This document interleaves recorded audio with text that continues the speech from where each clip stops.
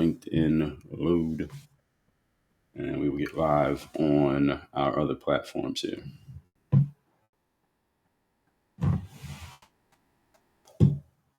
Loading. We're waiting on LinkedIn to come in. Facebook, maybe it's starting. Facebook was giving me issues yesterday, so I don't know if they're working or not. Rumble and X looks like they are on. YouTube looks like it's on. X, I can't see how many people are on here. Rumble Studio, it was giving me a little trouble. Maybe I'll start using what's this other one? StreamYard for X and just knock off Rumble Studio. I'm not seeing anything on Facebook. Facebook has been kind of tricky the last 2 days, so I don't know what's happening with Facebook. Instagram says they're telling my followers that I've started a live video. What's going on? Good morning, Michelle Thatcher. Good to see you here. As y'all are coming in, you can shout yourselves out. Tell me where y'all are located. As y'all coming in on TikTok, tell me your locations. So I want to know where everybody is checking in from. I'm still getting some issues with Facebook over here on this device. Rumble X, LinkedIn should be live, but I'm not seeing anything coming in on LinkedIn. So LinkedIn is giving me an issue as well. This might be a Rumble Studio issue. Rumble Studio has been acting kind of funny the last couple of days. Let me see what I can do with this. I'm not sure I can do anything about this unless I drop the stream. What is happening over here in Rumble Studio? We might jump this over to StreamYard because some of these apps have been giving me trouble the last couple of days. I think we're going to do X and we're going to do it through StreamYard. Good news is I can do this pretty quickly. So this technology stuff, you got to catch up on these things and know how they work so you can make moves quickly when things start acting up. Courtney, good morning. We got Texas in the house, Tennessee in the house, North Carolina is in the building. Good morning as y'all are checking in on TikTok. I am about to start my live on X. I think I'm going to do it through Rumble Studio because it looks like Rumble is, I don't know what the hell is happening with Rumble. Let me see if I can check on X. On my side, is this actually working? I'm not sure this is, it looks like it is working. Okay, so Rumble Studio is working for X. Shout out to the people who are watching me on X right now. I can't see the numbers or the comments on X, but it does say it is working. But LinkedIn is not working, so I have no idea what's happening there. Facebook looks like it's not working. YouTube is working, so we got a 2-day streak on YouTube. So this is technology. Sometimes one thing is working, one thing's not. The most important ones that need to be working are this one over here, which is TikTok, which is the most people. We got Connecticut in the house. Shout out to Connecticut. Virginia Beach in the building. Good morning. Instagram needs to work because my mic is connected to Instagram. So the best sounding one is usually the Instagram. And YouTube needs to work because that's where my replays are. So the other ones, if they work or don't work, I'm sorry. But make sure you hop on one of these other three. Hop on TikTok, Instagram, or YouTube. That's the place where I definitely need things working so we can get going. We got St. Louis in the house as well. So the topic here today is why we need M.E.I. over DEI. So all of you are familiar with diversity, inclusion, and equity. I've talked about this, trashed it multiple times for multiple reasons, from multiple angles. And I will somewhat trash it here today, but that's not really the aim here today. Actually, it is the aim, but it's not the aim. The aim here today is talk about M.E.I. and why that matters more than DEI. And I'll explain what M.E.I. is in 1 second. I've done a whole series on this very point. You can find it on my YouTube channel and just look up the same topic, M.E.I. over DEI, where I explain this in it's probably maybe a 3-part series that I did. I'm not sure how many parts I did, but I know I have it on YouTube. To this day, the replay of this live is going to be on YouTube as well.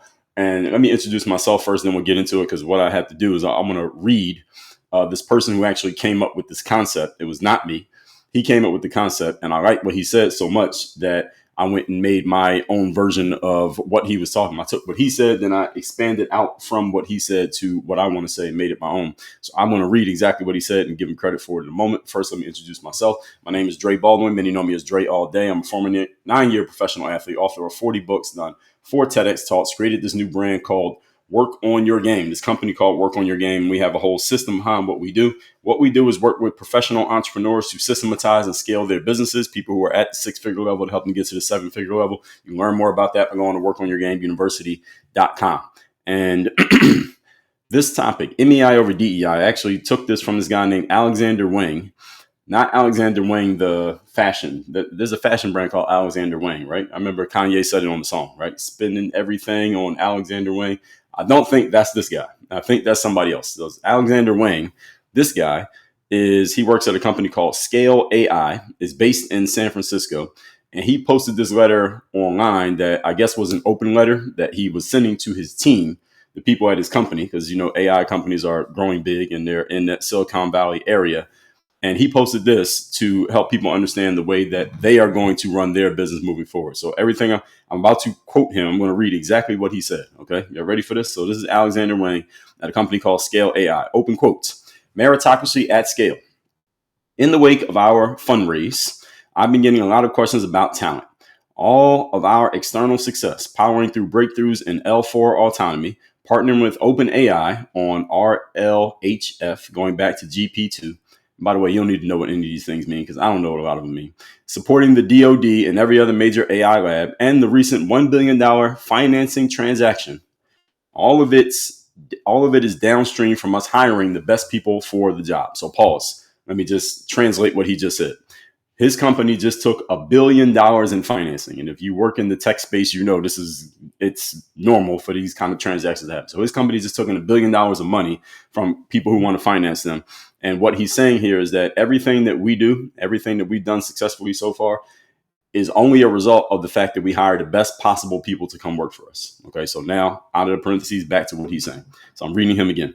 Talent is our number one input metric. And talent's number one import metric. Because of this input metric, I spend a lot of my time on recruiting. This is the boss talking. I either personally interview every hire or sign off on every candidate packet. It's the thing that I spend the plurality of my time on easily. But everyone can and should contribute to this effort. There are almost 1,000 of us now, 1,000 people working in his company, and it takes a lot to hire quickly while maintaining and continuing to raise our bar for quality. It's a good point.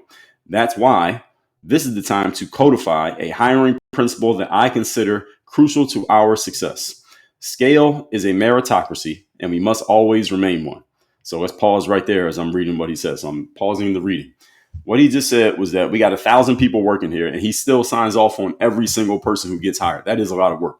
So he says he spends most of his time looking at the talent and the people that they hire because every single person that they hire, he has to look at. And 1,000 people, that's a lot. Usually I hear people who have businesses, they may sign off on the first maybe 50, maybe even the first 100 people that get hired. But eventually they offload that task to other people to the point that you have people working at your company and you never even knew their names. He said he's still doing it, even though they have 1,000 people. So he's deciding to do his business in a little bit different way. But the key thing that I want to point out from what he just said here, and I'm going to get back to reading his comment, is scale is a meritocracy, and we must always remain one. He's saying scale. He's talking about his company. So his company is called Scale, and he's saying it's a meritocracy. I want y'all to hold on to that word because that's a big thing in the frame of what I talk about here at Work on Your Game. I'm going to talk about it a lot here today, and we're going to talk about it a lot tomorrow when we talk about the whole LeBron James situation, which is coming tomorrow. So he says scale is a meritocracy. We must always remain a meritocracy. Those who don't know what meritocracy means, it means the best players win. The best people advance, and the people with the best performance are the ones who get the biggest rewards. That's what meritocracy means. The best man wins. And we all know, most of you are probably not athletes. And the places where most of you work, it is not a meritocracy. It can be who has the best strategy, who has the best systems, who has the best politics and relationships, but it's not always about who's the best performer, even though almost every company will claim that it's a meritocracy. It really isn't. So he's saying that they are a meritocracy. So now back to reading. So back to Alexander Wang. He says, hiring on merit will be a permanent policy at Scale. And again, Scale is his company.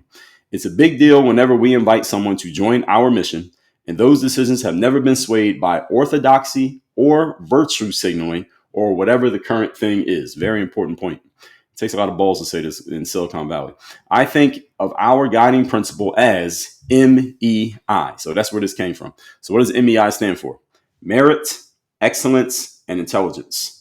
Isn't that better than diversity, equity, and inclusion? Merit, excellence, and intelligence. And again, I'm reading his post. That means we only hire the best person for the job. We seek out and demand excellence, and we unapologetically prefer people who are very smart. We treat everyone as an individual. We do not unfairly stereotype, tokenize, or otherwise treat anyone as a member of a demographic rather than as an individual. Very important what he just said there. I'll come back to that. We believe that people should be judged by the content of their character and, as colleagues, be judged by their talent, skills, and work ethic. So let me pause right there. Talk about what he just said here. This is excellent what he's saying. I'm surprised this didn't get more attention. Well, it got a lot of attention when he put it out, but then it kind of went away. And it went away because most people don't want to go with this, even though it makes perfect sense. So the M.E.I stands for merit, excellence, and intelligence. We're going to talk about that a lot here today. And here's what he says right after that. We only hire the best person for the job. In other words, we're not hiring people to check a box. We're not hiring people because we need a woman. We're not going to hire because we got to get a black person. We're not hiring someone because they waved the rainbow flag. We're hiring the best possible person for the job. And that is our policy when it comes to hiring. He's putting all this on paper and telling the whole company this is what we're doing. We treat everyone as an individual. We do not stereotype, tokenize, or otherwise treat anyone as a demographic member. Instead, we treat them as individuals. In other words, you're going to be judged based on what you do, not based on who you are, which is exactly what it should be.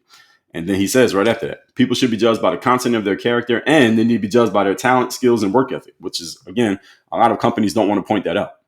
It's interesting. Some of you may work at companies that will never point that out, that you should be judged by your talent, your skills, and your work ethic, i.e. you're judged by your performance, results-based business. You would think every business operates this way. And again, many of you work in places that absolutely do not operate this way, even though everybody claims that they do.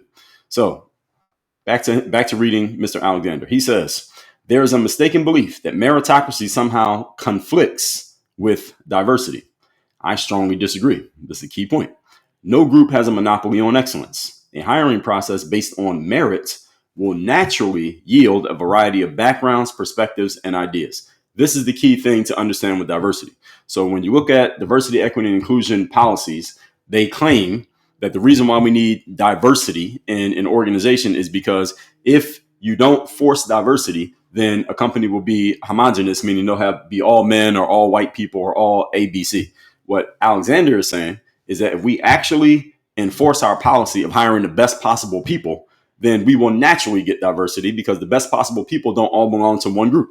So if we just hire the best people, then we're going to get some women, we're going to get some black people, we're going to get some Asians, we're going to get some Latins, we're going to get some white people. We're going to get a mix of everybody because there are great people who come from all different backgrounds. We don't have to force it. We're just going to look for the best. And whoever the best is, that's who they are. It doesn't matter what their background or their race is or what their skin tone is. And again, why can't businesses do this? Well, there's a lot of reasons. We'll get into that here today. Let's continue to what he was saying. So Alexander says, achieving this requires casting a wide net for talent and then objectively, keyword, objectively selecting the best without bias in any direction. We will not pick winners and losers based on someone being in the right or wrong race, gender, and so on. It should be needless to say, and yet it needs saying. Doing so would be racist and sexist, not to mention illegal. Upholding meritocracy is good for business, and it is the right thing to do. This approach not only results in the strongest possible team, but also ensures we're treating our colleagues with fairness and respect. As a result, everyone who joins Scale, that's the company's name, can be confident that they were chosen for their outstanding talent and not for any other reason. M.E.I has gotten us to where we are today, and it's the same thing that'll get us where we're going as we embark on our next chapter, focusing on data abundance, frontier data, and reliable measurement to accelerate the development and adoption of AI models. So that's just basically talking about the details of what they do. Close quote. So I just read the entire statement by again, his name is Alexander Wang. He runs a company called Scale AI, and not the fashion brand Alexander Wang, but I think there's a fashion brand called Alexander Wang, but that's not him. He's a different guy. So this is the basis upon which we're going to have this conversation here today about M.E.I over DEI, or what I like to call DIE. So this conversation is all about how we actually should be measuring people in the professional world, regardless of what type of work you are doing. I've already told you all, for those of you who are not familiar with my background is as a professional athlete, and the professional sports world, when it comes to playing, is the closest thing to a meritocracy you will ever see. So those of you who have never played a sport, you will never see a serious meritocracy. And maybe you can see it through your kids when they're playing a sport. They're on the soccer team or the baseball team. But in the sports world, as far as playing goes, I'm not talking about coaching or management, because those are run basically the same way that you all, if you work at a corporate job, is run the exact same way. But as far as on the playing surface, the only way that you can win is you have to actually be good. You have to perform and you have to beat your competition in a fair a fair fight. You got to beat them in a fair competition. And there is no amount of relationships or policies or politics that can get you a trophy in the sports world if you cannot perform. You may know a lot of people and be cool with them. You may have policies that are designed to help you out, and it doesn't really work in the sports world. You may have relationships with all the right people, but if you can't play, it doesn't matter. So when you see something like LeBron James and his son, that is an exception to the rule that does not disprove the rule. It further proves the rule. The fact that everyone is noticing what happened there is further proof that there is a rule that you have to actually perform your way in the sports world. And if you don't perform your way, then you can't even get in, let alone can you stand. So knowing the right people might be able to get you in the door, as it happens in all businesses. But if you can't perform in the sports world, you get exposed. In the business world, you can know the right person, get in the door, not perform, and still nobody kicks you out simply because of the way it's designed. In the sports world, it is so designed that you cannot underperform and still keep getting a chance to play. It's not possible. It doesn't happen. It happens sometimes, but it won't last because eventually head's going to roll if nobody's performing because you keep losing. Because the scoreboard is an objective judge of who can perform and who can't. And you can't tell a lie about what the scoreboard is telling everybody because all the fans can see the scoreboard. We're losing. Eventually, somebody's going to lose their job or lose their spot if the performance is not happening. So it's only so long you can keep the lie going on the field when it comes to sports. In the business world, on the other hand, you can keep this going forever because not everybody's operating by the same scoreboard. That's what can sometimes be a frustrating thing about the professional and business world is that it's not all about who's the best. It's about who knows who, what policies here, who needs to be appeased here, who has the power, who has to say, even if the things that they're doing are not making any sense, it'll keep going. Now, eventually, any company that's underperforming is going to get exposed, but that underperformance can last for a very long time before anybody gets called out for it, if at all. So getting into the points here, or further into the points, first one, let's talk about merit. Definition of the word merit is the quality of being particularly good or worthy, especially so as to deserve praise or reward. That's what merit means. This is the only thing that any type of professional advancement should ever be based on. If you advance in life, it should be based on merit. Merit simply means, did you produce a result? And what I tell you all, in our world over here at Work on Your Game Incorporated, this is a performance and results-based business. I tell people that I don't care what it is that you're doing. You could be playing a sport. You can be a student. You can be running a business as an entrepreneur, be working at a job as a professional. This is a performance and a results-based business. In other words, your performance is what you actually do when you're doing the job, and the result is what you're going to be judged by. And everything should be based on this. And if everything in life was based on this, a lot of things would be different, especially in bureaucratic environments, especially in corporate worlds, especially in places like academia, because the best performers would show themselves and the lower level performers will be exposed and discarded, which is the way it's supposed to be in life, but it's never that way, which is the reason why you don't see any M.E.I. policies. You only see DEI policies. Nothing in DEI says anything about performance. And that's the issue with it. Next, it is not based on something as flimsy and ridiculous as this concept of diversity. Because what I'm going to do here today is I'm going to juxtapose each one of these points against the DEI point. So I'm going to take merit. We're going to juxtapose against diversity. We're going to take excellence and compare that to equity. Then we're going to take, what was the last one? Intelligence, and compare that to inclusion. And I'm going to tell you why M.E.I. is a much better policy that everyone should operate by. By the way, if you're watching me on TikTok, make sure you subscribe to my YouTube channel and follow my Instagram just in case. And I'm going to take questions and comments at the end. It is much better to pick people based on merit if your goal is performance and results. Now, let's talk about that. If your goal is performance and results, this is the challenge with a lot of businesses. And any of you who's done any bureaucratic business work, what I mean by that is you've worked in a place that has layers of bureaucracy, lots of levels of managers, bosses who have bosses, supervisors who have supervisors. When you get all those layers of bureaucracy, inevitably what happens is the goal of actually performing is often not the priority. The priority is not performance. The priority is something else that you may or may not know about. And if you happen to go against the grain or whatever the priority is, you're going to find out really quickly that the priority ain't what you thought it was.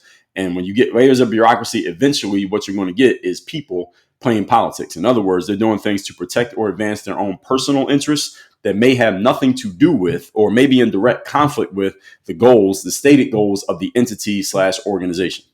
So that's to give you an example.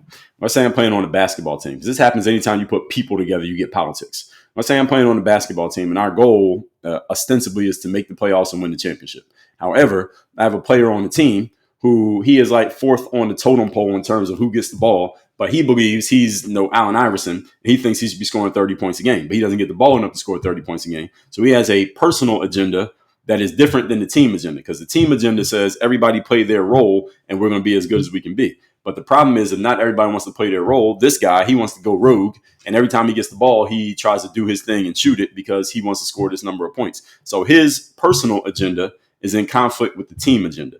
And if no one on the team checks this guy or calls him out or sets him straight or gets him back in line and or kicks him off the team, his personal agenda will derail the agenda of the team, and the team ends up underachieving because we have one person who wants to do his own thing as opposed to doing what the team needs him to do.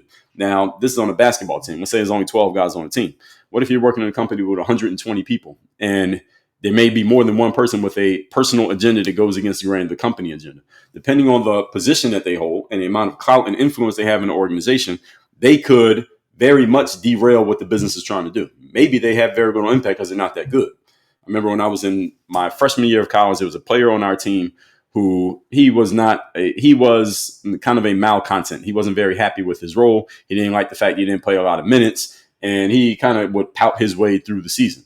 The thing about him is, however, he didn't really mess up what the team was trying to do. The reason he didn't mess up what the team was trying to do because this guy couldn't play. He was like a 11th or 12th man on the team, so he didn't really get in the game anyway. And if he did get in the game, it wasn't for that long. And when he played, he didn't have that much impact. So even though he had an agenda to win against the grain of the team, he couldn't really affect the team that much because he wasn't good enough. But Napoleon Hill talks about this, that if you're running an organization and you have a person who is not in line with the company policy, or he's not a person of good character or whatever, the better he is, the more disruptive he becomes. Because the better somebody is, the more influence they have and the more that they can sway the situation because they're really good.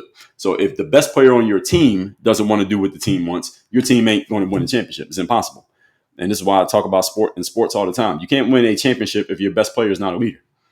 If your best player is just a really good player, but they're not a leader and they don't have winning habits, they're not a winning player. Or in basketball, call them winning players, and you have good players, and you got stats players. Stats players are players who care more about their stats than they care about winning. So my hometown, Philadelphia 76ers, their best player is a guy named Joel Embiid. He's injured now. I think he's out for the season, last that I heard. He's injured all the time. But even when he's playing, when he's healthy, I've always called him a stats player. He's a guy who cares more about his stats and his individual accolades than he cares about actually winning. And I can tell that because I played basketball. I can tell a stats player from 500 feet away, and I can tell a winning player from 500 feet away, because they have different habits, they have different priorities, and you just see what they care the most about. And this guy cared a lot about winning an MVP award. He did it, and then he flopped in the postseason again. And then the next year he flopped in the postseason again. And every year he flops in the postseason. And why is this? Because he's not prioritizing making sure that the team wins. He prioritized he won that MVP. He did not prioritize that the team wins, and that's the reason why I say the Philadelphia 76ers will never be a serious championship contender as long as he is the best player. And he's a very good player. But we're not going to win a championship with a guy like that because he is not focused on winning championships. He's focused on what is best for him. And it doesn't make him necessarily a bad guy, but it also does not make him a leader. And that's the reason why the team's not going to win. And if I end up being wrong, somebody can call me out on it. So we don't want to base things on a concept as flimsy as diversity, which is, again, diversity is about having a varied group of people in a group just because. And I've used this example many times, that if we speaking of basketball, let's take the Philadelphia 76ers. Let's use the New York Knicks, because Knicks there's a WNBA team that plays in New York. I said this a couple of days ago. If you took the New York Knicks and they decided they needed to diversify in gender, because the New York Knicks is all men, right, on the basketball team. So what if they decided they needed more diversity, because it's all men, we got to put some women on the team. So you take half the men who are on the New York Knicks roster, kick them off the team, and replace them with females. So let's say it's 12 guys right now on the Knicks team. Now we're going to keep 6 of the men, and the other 6 men get kicked off. They get replaced by 6 players from the New York Liberty. Right? If you get replaced by the 6 players from the New York Liberty, let me ask you a question. Will New York Knicks be a better team or a worse team now that they have diversified the roster? All of us know the answer. It's a ridiculous even analogy, but we all know what the answer is. The Knicks would be terrible if they put 6 females on the team, because as soon as they put one of those girls in the game, they're going to get destroyed by one of the men in the NBA on the other team. They're just going to attack them all game, and it's going to be over. So Why is diversity such a ridiculous concept when we talk about something like sports? But in the corporate world and in the business world and in the academic world, diversity is all the rage. They just want to diversify things. Well, it's all men in there, so we got to put some women in. Why? If you have an organization that's all men, why do you have to put women in there? What is putting women in there actually going to do to make the performance better? The answer is nobody has an answer to this because nobody asks the question. Nobody ever asked this question, because if you ask this question, you're going against the grain of what you're supposed to be following. This is the reason why I don't work in corporate, because I would call this stuff out. And as soon as I called it out, I'd be getting a call to come down to the office of the supervisor or the HR person and say, hey, yeah, ease up on these things that you're saying if you want to keep your job. And if I need my job, I got to be quiet. So this is the reason why this stuff passes through. And nobody asks, oh, what's the purpose of the diversity? Is it actually going to make us better? So some people argue that, yes, diversity makes you better. It makes the organization stronger because you get people with different ideas and different perspectives coming from different places. And if you do that, then that naturally makes the situation stronger. I completely disagree. I would go with the way that Mr. Alexander Wang said here, that if you naturally are looking for the best performers, you will get diversity without even trying. So you look at a team like the New York Knicks, let's say, they're pretty good in the NBA this season. They already have diversity. They don't need diversity of gender, because diversity of gender is not something that is designed towards what? Reaching the goal. The goal is to win a championship. So for us to win a championship, what do New York Knicks need? They don't need diversity of genders or a diversity of colors. They need a diversity of performers. So we need some people who can dribble. We need some people who can shoot. We need some people who can play defense. We need some people who are really tall. They can protect the rim, who can score around the basket. We need some people who can block shots. We need somebody who's really good on defense. We need a diversity of skill sets, because the more diverse our skill sets, the more different ways we have to attack an opponent, thus win the game and thus win the championship. So you do need diversity, but not that kind of diversity. The problem with diversity, the D in DEI, is that diversity is all based on, let's just get a mix of different people in the group just to say that we did it, which is not accomplishing anything. And again, some people claim that it does accomplish something. My retort is, if that accomplishes something, why not just go for the best people and let the diversity happen on its own? Because that's what you should do. You should let the diversity happen on its own. And if it so happens, again, look at the New York Knicks, great example. If it so happens that looking for a diversity of skill sets leads to a bunch of people that look the same, so what? What's the goal? I mean, how many in the NBA? What's the majority of the people who play in the NBA? What do they look like? How would you describe the majority of people in the NBA? We know the answer. It's a whole bunch of black guys. The NBA is a whole bunch of black guys. There are no women in the NBA. There's not a lot of Asian guys in the NBA. There's not a whole lot of Latin guys in the NBA. There's a whole bunch of tall black guys. Now, nobody has a problem with that kind of homogeneity. Nobody has a problem with that. But we need diversity everywhere else. Why? Somebody explain this to me. Why is everybody okay with the lack of diversity in the NBA? 80% of the players are tall black guys. Nobody has a problem with that. In the WNBA, 80% of the players are white girls. No, maybe mostly black girls, actually. It's black and they're females. But nobody's complaining that we got to put some men in the WNBA. Nobody's complaining about that. Why not? Nobody's saying we got to get more Asians in the WNBA. Nobody's saying that. Why? Nobody's saying we got to get more really short people in the WNBA. I mean, the females are generally shorter, but generally most of those girls are pretty tall. Our basketball players tend to be tall. Why? Because the basket's 10 feet high. So height is an advantage in basketball. That's the thing. So this diversity for the sake of diversity is ridiculous. It's always been ridiculous. And now that Mr. Wang has put this out so articulately that I read what he said, it provides a perfect juxtaposition to what DEI is actually pushing. And on a logical basis, everybody understands this. Even people who are DEI supporters understand this on a logical basis. But since so many people are able to benefit from this facade, nobody wants to point it out, or people pretend to not understand it, or they just act like they don't hear it. Moving on to the next point. This is why, as I told you almost every day, I tell you I'm grateful for my background in sports, because in the sports world, merit is the only way you can move forward. You cannot advance in the sports world if you can't play. There is no way around it. There's no escaping it. In the corporate world, like how many of you, like put the word me in the chat if in your work, there's somebody who works at your job who has had their job for a considerable period of time and you know that they are not actually good at the job. Put the word me in the chat if you have a coworker who is not good at the job, but nobody's doing anything about the fact that they're not good and they keep having their job and they keep drawing a paycheck. Put the word me in the chat. Do you have anyone who fits that description? Someone was saying close the blinds. No, I want to close the blinds. I need natural light. I need natural light in my life, and pretty soon the sun will go up to where that won't be hitting me. You can see the shade coming up. It's coming up. So all of you have experienced this, right? Experienced somebody who keeps going in their job and keeps getting paid even though they're not performing. In the sports world, that's not possible. When I played basketball overseas, when you play overseas basketball, is much more cutthroat than even in the NBA. Because in the NBA, usually your contract might be for the whole season. Most of the players on the team, their contracts for the whole season. So even if you're not playing, you still are getting paid. And when you're playing overseas, if a team decides they don't want you anymore, not only are you no longer playing, you're also not on the roster, and you stop getting paid. As soon as they decide they don't want you, you're done, and your money is cut off. You're gone. Now you're officially a free agent. You're officially jobless. Now you got to go get another job. And that can happen week by week, day by day. I've seen players get on teams, fly to the place that they're supposed to play, participate in 1 or 2 practices, and the team looks at them and says, we don't like this player. We don't want him anymore. And before they even get a chance to play in the game, you're gone. That's the way a meritocracy works. That's the cutthroat lifestyle of a meritocracy. If you cannot perform, you are out. As soon as you stop performing, you're out. And this can happen in the business world. Usually it happens in privately owned businesses, not publicly owned businesses. Because publicly owned businesses often have shareholders they have to answer to. They have many layers of bureaucracy, and they may also be getting money from the government. And the government will tell you, if you want to keep getting our money, you got to follow our policies. And if the government says there's a policy for DEI, then you got to go with it. And if in private businesses, however, it's different. So I believe it was Dan Kennedy I was listening to. He was telling me how one of his coaching members from one of his programs from back in the day, years back, they were a telecom business. So they would take incoming phone calls, and what you had to do with the incoming phone calls is you followed the script and you would set an appointment. I don't even know what they were selling. It's irrelevant what they were selling. But he had a room full of people working the phones, and they would take the incoming call and they just had to follow the script. And the job of following the script was to set an appointment for the prospect to go to the next step in the process. And the man who ran the sales room, here's what he would tell his phone people, his telemarketers. He told them, we play baseball around here.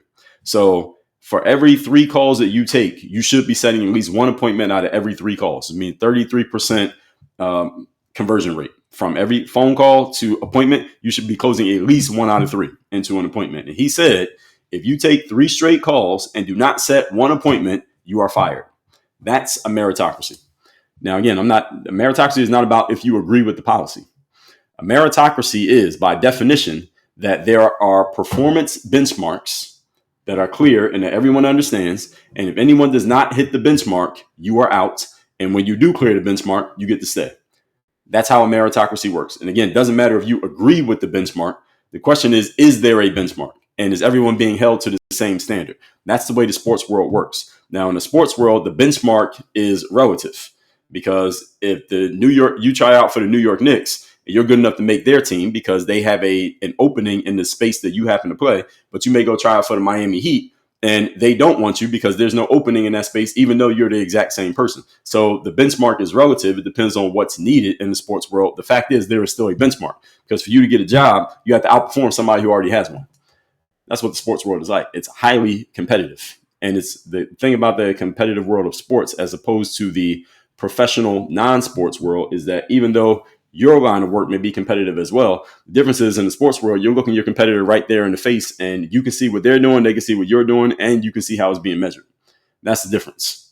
Whereas in the professional world, you may not even see what your opponent is doing. They may not see what you're doing, and you have no idea on how you're actually being measured because it's not as clear.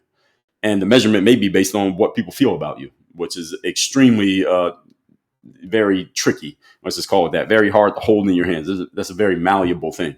That's why, again, even though I'm in the professional business world, I still prefer the framing of the sports world to the professional world every day of the week, even though I'm in this world. So next one is excellence.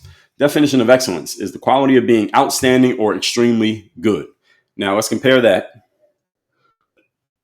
because that definition is relative as well, because what I consider outstanding may be different from what you consider to be outstanding or extremely good. But let's juxtapose it with equity. What's the equity about? Equity means that everybody should achieve equal outcomes, which is much more ridiculous than trying to figure out the malleability of the word excellence. It makes no sense that equity even exists. The concept of equity even exists because human beings are not all the same. How is everybody going to achieve the same outcome when everybody's different? It's not possible. You can't put a 5'2" guy and a 7' guy on a basketball court and say, all right, let's make sure both of you dunk the ball the same amount of time. So it's not the same thing. 7-footer dunks the ball a lot more easily than the 5 foot person who may never even be able to touch the net, let alone touch the rim. So this whole concept that everyone should end up with equal outcomes is a ridiculous idea because not everybody starts at the same point. Not everybody has the same skill sets. Not everyone has the same inclinations, and not everyone makes the same decisions. So in order to create equity, you must attempt to manufacture it, which means you have to try to force everyone to end up in the same place. And again, the government has been trying this, and all types of bureaucracies have been trying and failing to do this for decades. They've been trying to manufacture equity. The United States of America has been trying to manufacture equity between black people and white people for over 60 years, and they have been failing the entire time. Why? Because you cannot manufacture equity. And this started as a benevolent, positively intentioned idea, was that the government looked around in America and said, okay, black people now have civil rights. They fought for that. They got the civil rights. The problem is black people are still way behind in terms of advancement and growth and opportunity compared to white people, simply because white people had, I guess, what you could call a head start in America based on the way things were in the United States. And this is not, I mean, you can't argue with that. That is true. That happened. So what the government decided was that they were going to try to create policies that would fix this inequity between the two groups. We're going to create policies that are going to make it, let's say, easier for black people to do this. And we're going to force black people into certain spaces this way. We're going to provide them a floor in life in the form of welfare and government handouts. So even if you're at the bottom, we're still going to take care of you. We're going to set all these things up. This is what the government decided to do. We're going to manufacture all of these edifices that are allegedly, this was the thought, ostensibly, this is going to raise the level of black people to where they can catch up to white people in America. That was the goal and the idea. Now, how you feel about President Lyndon Baines Johnson and whether you believe he was racist or not, there's a whole lot of conversation about that. One thing we can agree on is that I believe the intentions, at least the way it got stated, were in at least some ways they were positive. We are trying to help black people out because they are clearly behind white people. That on its surface is not a bad idea. It's not a bad idea if that's your thought. Now, the question is, how do you implement it? Because that's where you can start to go wrong. How do you implement an idea like this? How do you actually make this happen? And this is where things fail. This is where the lab tests came into contact with real life. And as the saying goes, real life is often very different than the lab test. So you thought it was going to go one way in theory when you were thinking about it. Then when you actually had to execute it, it turned out and went differently. And again, this has been a 60+ year experiment in the United States and has continued to fail. And the reason that it fails is because the people who came up with the idea, either knowingly or unknowingly, never considered the fact that you cannot manufacture an outcome amongst human beings, especially masses of human beings. It's one thing trying to manufacture an outcome with 2 people. You could possibly make that happen. That's hard to do too. But you're trying to manufacture an outcome amongst 200 million people, probably not going to happen. Can't do that. You can't manufacture that outcome. Again, I just told you why. Number one, not everybody starts in the same spot. So for you to arbitrarily and artificially make up for a difference that kind of occurred because of the situation, you can't really manufacture that difference. So black people were behind. Because black people, there was chattel slavery, and white people were not slaves. And so white people were further ahead. There's no policy you can create that's going to all of a sudden just manufacture a boost for black people just because the government put it into place. It's not going to happen. You can't do it.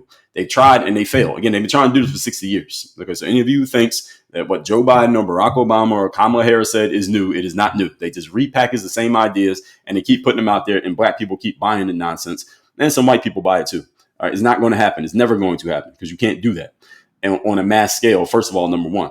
Number two is that no matter what situation you set a person up with, they still had to make a decision as to what to do in that circumstance. I saw 50 Cent, the rapper, say this on one of his posts on Instagram several years ago. What's going on, Nina, over there on YouTube? Oh, dog, I see you also. He said that some people are not built for success. You can set them up for success and you can put them in the right places to be successful, but their habits and instincts will lead them right back to being in a struggling situation. And he was 100% correct. And I'm saying that to say this. That's not to say that a certain group of people are set up to be unsuccessful. What I'm saying is that even when you put somebody at the starting line of a race, you can't run the race for them. They still got to run the race. They still have to run the race. I can put you at the starting line of a race, but I have no control over what you do when the race actually begins. Can you run? Are you fast enough? Or can you make it through the course? I can't control any of those things. I can put you anywhere, but you still got to do something once you get there. As the saying goes, you can lead a horse to the water, but you can't make the horse drink. So this whole concept of we're going to manufacture equity, and whether in a company or on a even larger scale with the United States government, with the citizenry, is impossible. It will never be achieved, is a pipe dream. And the thing about it, the reason why you will never stop hearing about this, for as long as you're alive, there will be someone for now, let's assume things stay the same politically, there will be someone on the political left who will come out and push this idea in 2026. There'll be someone who does it heavily in 2028. This is the way that we're going to fix things. This is the way we need to solve the situation for Black people or minorities in America, because now Black people have foolishly allowed other groups to wedge themselves into the minority conversation. Well, now it's not Black people, it's minorities, or it's marginalized groups. So it's basically expanded the group. And now you got people who are not Black getting things that were supposedly earmarked to go to Black people, simply because Black people have foolishly allowed these other groups to infiltrate and basically mix in their causes with our cause, which it never should have happened in the first place. I'm not really a fan of the Black. I told you strongly about the Black race hustler and how they push all these things about race with Black people and emotionalize it and try to get the government to guilt the government into giving stuff to Black people. But if you're going to do it, even though I'm not a fan of these people, I understand that they exist, and I understand that they will get something from the government because there are people in the government who agree with it. So if they're going to give things to Black people, at least give it to Black people. Let's not make it go into the rainbow flag, Barack Obama. Let's not make it go to the Asians, or make it go to the people who decided to claim that they changed their gender and changed their pronouns. Send it to the group that it's supposed to go to. This whole thing for marginalized people was supposed to be Black people, Black Americans who could trace their lineage back to slavery in the United States of America. How all of a sudden now the group is 10 times bigger? Where all these people come from?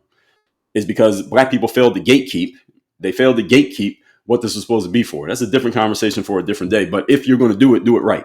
And they're not doing it right. That's been a failure of the government. It's also been a failure of some of you Black folks listen to this, your Black leaders have failed in this one. Even though I'm not a fan of them, at least if you're going to do your hustle, do it the right way. They even failed at hustling. I disagree with their hustle and they still fumbled the ball. So anyway, different conversation that I don't want to get too deeply into here today. So moving on to the next point. One reason why I became interested in sales. I first got introduced to sales like as a possible job was when I was in college. I was maybe 19, 20 years of age. I got introduced to what became network marketing. It was already network marketing, but I didn't know what it was until I got introduced to it. So it was network marketing. And in network marketing, the thing that I liked the most about it was that it was based on performance. Because at the time I started working, I got my first job when I was 15 years of age while I was still in high school. Graduated from college, but I worked from age 15 all the way through. I've never had a period in my life where I had no work except when I was playing ball and I was trying to get employed. But other than that, I've always had some type of work or business going on ever since I was 15 years of age. And I was working like regular jobs, like at a movie theater or a fast food restaurant or Pizza Hut, stuff like that. And when someone introduced me to sales, they said, well, here's what the difference with working in sales is that if you perform better than your coworker, you make more money than your coworker. And I thought about it. I said, man, if I'm outperforming the person next to me, we shouldn't be making the same amount of money. So if I'm working at McDonald's and I'm actually making the cheeseburgers like I'm supposed to, and my coworker over there is over there playing around on the grill doing a whole bunch of nothing, why should he and I both make the same amount of money for that hour when I'm actually working and he's doing a whole bunch of nothing? So when I got introduced to the concept of sales, I said, this is great because now my performance will determine how much money I make rather than me just getting an arbitrary amount of money, whether I work hard or I don't work hard. I like the concept of sales. It became more about performance. And again, I'm 19 or 20 years of age at this time. I could not have explained this to you back then, but I was already into sports. I was playing sports at that time. I was in college playing sports by this point. So I already understood the concept of when you outperform other people, you get more rewards. In the sports world, that's how it works. It's black and white. That's how it works in sports. So when I saw sales, I said, this is the closest thing to it in the professional world is to be in sales. And I should say that. And I often don't mention that, but I should say it, that in the professional, non-sports professional world that most people operate in, 99% of people, the closest thing you're going to get to a meritocracy is to be in sales on commission. How many of you on sales on commission? Anybody a commission salesperson here? Put the word commission in the chat. Any of you who works in sales on commission? Whether you're full commission or a partial commission, any of you who is in sales on commission, and you got any commission salespeople in the room. Now, personally, I'm an entrepreneur. When you're an entrepreneur, by definition, you're on sales on commission. Your whole job is commission. Everything I do, I'm 100% on commission salesperson. So anybody, every day when I'm doing these lives, somebody leaves a comment and says, what do you do for a living? What's your job? My action, if I really had to boil it down and keep it real simple, I am a 100% commission salesperson. That's what I am. That's what an entrepreneur does. And any of you who wants to become an entrepreneur, that's you. That's what you are. You're a 100% commission salesperson. So Conrad, base plus commission. Yes, that's one. Stacy D, full commission. Okay, so shout out to the salespeople out there. And by the way, all of you are salespeople. You may not call yourself one depending on the line of work that you're in, but you're in sales because you have to sell yourself to get the job. Right? You have to go to an interview, right? You have to sell yourself to get hired. And every day when you show up to work, you're selling yourself based on your performance. And if you start slipping, you are kind of selling yourself out of the job because they might fire you. But we're all in sales. And when I saw sales, that's the reason why I liked it, because this gave me an opportunity to prove tangibly that I was a better performer than some of my coworkers and some of my peers. And there was a way that I could get rewarded financially for outperforming my peers, as opposed to just getting a paycheck that was base salary regardless of what I did. So this made perfect sense to me the first time I saw it. First time it was explained to me, I said, this makes perfect sense. This is exactly what I want to do, because I don't want to earn the same amount as somebody if I'm better than them. There's no logical or sensible reason why that should happen. So that's why I've never been a fan of, maybe when I was playing sports, I appreciated it. But other than that, I've never been a big fan of salary-based jobs. And no disrespect to those who have one. I know a lot of you do, but I never liked salary-based jobs because I'm a performer. And I know that I'm going to be better than most of the people at my job. So no way me and her should be making the same amount of money. It doesn't make any sense. I want my money based on what I do. And I'm still in that game to this very day, which is why I'm an entrepreneur. Next one is intelligence. So we talked about M.E.I. Next one is intelligence. Definition of intelligence is the ability to apply knowledge and skills. That's the definition of intelligence. The ability to acquire and apply knowledge and skills. So some people think intelligence just means that you know stuff, or that generally when people talk about intelligence, they use it as an insult, or you're not intelligent enough to talk to me. It's usually used as a pejorative. But this is the definition. And intelligence, acquiring and applying knowledge and skills, is much better than inclusion. Again, I'm not a big fan of inclusion. I've explained this to you already. The sports world is exclusive. It is designed to be exclusive. If you played a college sport, you played a sport at the collegiate level, you were somebody on campus just because you were on the team. You didn't even have to play. You could have sat on the bench. But if you played a sport in college, you were somebody on that campus because you're part of a group that not everybody can be a part of. If you were a member of a fraternity or a sorority on a college campus, you were somebody because you were a member of a group that not everybody can be a member of. That's what exclusion is about. That's the opposite of inclusion. Inclusion is about creating groups that anybody can join and anybody can be a part of. The problem with this concept is that it violates the first law of economics. The first law of economics is supply and demand. The demand for a thing goes up when the supply is scarce. In other words, when you have an exclusive group that not everybody can be a part of, that group is more valuable by definition than an inclusive group that allows anybody to be part of it. Why? Because people value things that they cannot easily access. This is human nature and is a law of economics. When you create a table, you know how people say something like everybody gets a seat at the table? And you ever heard that phrase? Everybody gets a seat at the table. I understand the energy behind the concept. Everybody getting a seat at the table because you want to include people and you want to have a big group. You want to have a big audience and you want everyone to feel like they have a chance. Everybody feels like they have a voice. Everybody gets a chance to say themselves, say their stuff and get their voices heard. And I'm going to answer questions and comments at the end, by the way. Got a few more points to answer your questions. I understand the energy and the spirit behind everybody getting a seat at the table, but logically, it doesn't make sense. Logically, everybody getting a seat at the table is a losing strategy. And why is that? If you listen to what I just said in the last 2 minutes, you should understand it perfectly why this is a losing strategy, because a table at which everyone can sit is not a very valuable table. That's just what it is. A table is not valuable if everybody can sit there. It's kind of like in your home, wherever you live right now. If you opened up all the doors and every exterior door, like the way that somebody can come into your house from outside, you just left it open and put a sign up that said, everybody can come in here, your home is no longer your home. What makes your home is the fact that it's yours, and not everybody can come in. And the only people who come in are the people who you allow in. And if someone tries to get in who's not supposed to get in, that's a violation. You can physically defend your home. You can call the cops. Your security system goes off. They get some type of warning that they're intruding. Your dog goes and chases after them. The whole point is your home because it's exclusive. Not everybody can come in here unless I say that you can come in here. That's what makes it valuable. Your home is valuable because the only way somebody can get in is if either A, they have a key, or B, you invited them. If they don't fit one of those two descriptions, they can't come in. Is this true? Of course it's true. And that's why your home is probably the most valuable place for many of you in your life, the place that you lay your head, because it is exclusive. This whole concept of inclusion, we just need to bring more people in and allow more people into a space. The first thing you do when you start including more and more, or you have a policy of more inclusion, is you water down your product. If any of you wants to understand, I did a whole live stream on this last week. Why is the middle class disappearing in America? If you did not see that stream, please go to my YouTube channel. The link is in my profile on TikTok, and watch that video where I explain why the middle class is disappearing.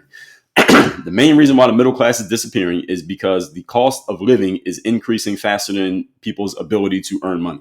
In other words, the amount of money that you're earning is not going up as fast as the amount of cost that it takes to live. So eventually people are going to end up underwater, and eventually the only people who are going to survive are the rich people who are making more money than costs are going up. And then there's going to be poor people who are so deep underwater that you're dependent on the government. Those are the only two groups we're going to have. And this is going to take less than 25 years. There will be no middle class in the United States, at least not as we currently know it. Now, the reason why this is occurring, because now that you understand what's occurring, now we need to know why it's occurring. It's occurring, and the reason that costs keep going up, the reason why it costs more to go to the movies, or to pay your car insurance, or to put gas in your car, or to buy groceries from the grocery store. My wife went to the grocery store the other day, and she put the receipt on the counter in the kitchen. The receipt said $313. And I'm like, what the hell did you buy for $313? I've been to not Walmart, Whole Foods. I don't shop at Walmart. Been to Whole Foods a whole bunch of time. I've never spent $313. I don't know what she was buying, but it said $313. The reason why the costs keep going up, here's the reason why costs go up, is because your dollars, the dollars that you have right now in your bank account, or that you can see on the app on your phone, or the dollars you have in your pocket, or the money available through those cards that you have in your wallet, those dollars are less powerful now than they were last year, 10 years ago, 20 years ago. The dollar just doesn't go as far as it used to go. And I don't mean that in a metaphorical sense. I mean it in a kind of in a literal sense. What I mean is inflation has caused the value of the dollar to go down. So a company, they don't raise their prices just because they're trying to make more money. A lot of people think companies raise their prices because they're greedy. Or they say, what's the company? It was the airline, Southwest Airlines. Y'all hear about this week? Southwest Airlines announced that they no longer allow you to check bags for free. So now if you fly Southwest and you're flying economy, you got to pay for your bags. It used to be you can go for free. I don't fly Southwest. They don't do a lot of flying out of the southeastern part of the country. They're literally called Southwest. So they do a lot of their flying is in, I think Southwest is based in Texas. So they do a lot of their flying out of Texas. Then they go to the middle of the country areas like Chicago, Denver, etc. A lot of West Coast, and then the upper northeast part of the country. Like one of my friends, one of my better friends, he's from Pittsburgh. He flies Southwest all the time. We go meet up in places. He always flies Southwest. But Southwest is not very popular down here in the southern part of the country. Southeastern part of the country. But anyway, they start charging people for the bags. And a lot of people were saying, well, Southwest is just being greedy. The reason that they're charging people for bags is because they're greedy, because they used to be free. Now they're going to charge. That's just corporate greed. That is not corporate greed. The reason why Southwest start charging you for the bags is because their money that they collect from you. Let's say you pay $200 for a flight before, but now you got to pay $30 for the bag. So the $200 they used to collect from you for the flight, that $200 does not cover their costs as easily or as comfortably as it used to. So now they got to charge you for the bag. So now instead of $200, they have $230. So now that extra $30 allows them to cover their costs in a way that they were starting to see they couldn't do anymore by only collecting $200 from you. The reason that this is happening, folks, is because the value of the dollar keeps decreasing. Now, why does the value of the dollar keep decreasing? It keeps decreasing because we have more and more dollars in circulation. In other words, as we increase the inclusion of available dollars, the value of the dollar decreases. This is the supply and demand principle at work. Every time the Federal Reserve Bank, which is not federal, is not part of the government, there are no reserves. They have nothing in reserve, and it's not a bank. Federal Reserve Bank is not a bank. It's just a bunch of people. Every time they put more money into circulation, the value of the money you currently have goes down. And here's the thing you need to understand. The Fed is putting money into circulation all the time. By deductive reasoning, what does that mean? That means every dollar you have is becoming less and less valuable every single minute. This is why any of you follows anyone who talks about finance or talks about money. I talk about it, but not as my main topic. But anybody who talks about it all the time, I don't know. I'm not even gonna name names because some of these people I don't even agree with their principles. But people who talk about this stuff, they often talk about making your money work for you. You ever heard somebody talking about that? Make your money work for you. And when money comes in, you got to pay yourself first. You ever hear somebody say something like that? These principles I agree with. So make your money work for you, pay yourself first. These things matter. And the reason why these are principles is because if you don't have your money working for you and you just hold it and you just put it under your mattress or in your bank account or in some safety deposit box and do nothing with the money, it is worth less today than it was a year ago if you just let it sit there. So if you had $1 million in cash and you put it under your mattress to make sure nobody stole it, that $1 million can buy, it's still $1 million. This is what the part I want y'all to understand. If you have $1 million, it's still $1 million now, even it was $1 million last year. The difference is what you could buy with $1 million last year, you cannot buy the same stuff with $1 million this year. You're going to run out of money trying to buy the exact same things with the same $1 million this year that you could have easily bought last year. Why is this? Because prices went up. Why did prices go up? Because the value of that dollar is less now because we have increased the inclusion of dollars. Does everybody understand what I'm saying here? The point being that when you, what's the word I'm looking for here? When you promote inclusion in any entity, any organization, any group, any community, you are lowering the value of that community. Why? Because you're letting more people come in. And inevitably, when you're dealing with human beings, if you want to increase the inclusion of anything, you must open up, lower, lessen, and water down the requirements and the standards required to get in. Because if, let's say you have an organization with 100 people in it, and you want to increase the enrollment in your organization, you got 100 people, but now you want 1,000 people. Okay, so let's say you got a program, you have a membership program, you have a product that you sell, you can just have a team, whatever, a congregation, whatever. You got 100 people in there, but you want 1,000 people. You want to 10x the number of people in your organization. What are the different ways that you can do it? Well, of course, you can go out and recruit and let people know that you have the thing that you have. You can advertise and you can market and let people know that this thing is going on, whatever it happens to be. But generally, you're not going to get from 100 to 1,000 by simply doing that because you had to have done something to get people in the first place, right? So what you're going to have to do is the following. You're going to have to lower the standards and the barriers to entry in order to allow more people in. So if you're selling a product for $100, and let's say you have a recurring payment product and it costs $100 a month for the product, and you want 1,000 customers, but right now you only got 100 customers. How do you get to 1,000 customers? Yes, market, advertise. Maybe you'll get there that way. Probably not. What you inevitably have to do is lower the price. So your product costs $100 a month. You got 100 people paying. If you want more people to pay, you might have to lower the price. You might need to introduce a $49 a month option, or a $12 a month option, or a $20 a month option. Why? Because when you lower the price, now more people are able to access it because not everybody has $100, but a lot of people got $20. The point being, you have to lower the value of your thing in some way, shape, or form, or at least in some aspects in order to invite more people in. I'm using this as an example, a rough example. There is a way you go from 100 customers to 1,000 without lowering your price. It's possible. I'm just using this as an example, so don't get lost in this. The point being, folks, is inclusion lowers the value of things by definition. Supply and demand curve. First law of economics is supply and demand. When you increase the supply of a thing and the demand does not meet the supply, then the value of that thing is lesser and lesser simply because there's so many of them and nobody wants them. What's the least valuable denomination of money in the United States? It's usually the penny. And if you were walking down the street and you saw a $5 bill on the ground, I don't care how much money you have, you would probably pick up the $5 bill. How many of you would not pick up a $5 bill? All of you would pick it up. If I saw a $5 bill on the ground, I could be in the middle of a run. I will stop and pick up that $5 and then keep running. I'm taking the $5. Why? Just because it's there. Not because I need the $5. I'm just taking it because it's there. But if I'm running and I see a penny on the ground, I could be walking and see a penny on the ground. I could be crawling and see a penny on the ground. I'm not picking it up. Why am I not picking up the penny? I'm not picking up the penny because there are so many of them and I don't consider it valuable because there are so many of them. There are fewer $5 bills than there are pennies.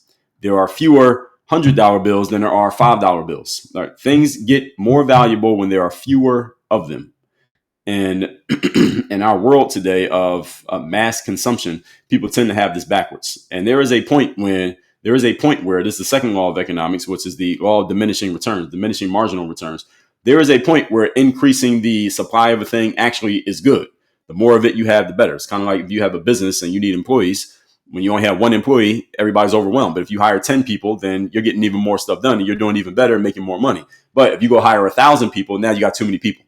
Now it's too many cooks in the kitchen. So the whole point of the supply and demand curve is you have to find the right supply that meets the right demand. That's the sweet spot, and that's where you should stay. If you keep increasing the supply, then the value of your thing goes down. Or if demand goes up and you don't supply, then now you got all these people wanting a thing. You may have to raise the price to lower the demand curve again. This is the way economics works, and I don't want to go too far over anybody's head, but this is generally how it works. I got an episode coming on my show where I'm going to explain the first 3 laws of economics so all of you understand it, just so you all know what they are. First law of economics is supply and demand. All of you have heard of it. Second law is the law of diminishing returns. That means the more you do of a thing, eventually you hit a point where doing more actually makes it worse, not better. If you want an example of that, think of eating food. Now, if you eat no food, you're going to shrivel up and die. But you want to eat some food so you can live. But if you eat too much food, then you get fat, obese, and you might end up dying because you ate too much. So there's a point where you're at your peak and you should stay right there. But if you keep doing more, then you make it worse. And the third law of economics is opportunity cost, also known as a trade-off, also known as no free lunches. Everything you do in life has a cost. There's nothing you can do for free. So those are the 3 laws of economics. I'm going to do a whole episode on that, and I might do a live stream on it. Y'all want me to do a live stream on that? Put the word economics in the chat if you want me to do a whole stream explaining these 3 laws in detail. I just told you what they were, but if you want me to explain it, tell me. The 3 laws of economics. But if you don't, it's all good. I can talk about other things. I got plenty of material. One way or another, we will get to what needs to be gotten to.